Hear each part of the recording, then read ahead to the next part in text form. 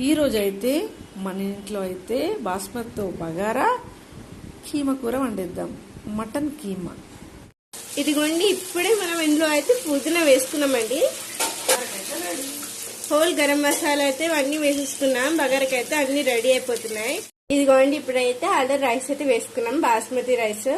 ఇటైతే బగారా అవుతుంది. ఇప్పుడైతే ఒక టమాటా మిక్సీ పట్టుకున్నాం. ఇప్పుడు మనం కీమ వేసేద్దాం. ఇదిగోండి, ఇప్పుడు కీమ అయితే చక్కగా ఆయిల్లో ఉడికిన తర్వాత మనం వాటర్ వేసి విధులు పెట్టేసేద్దాం.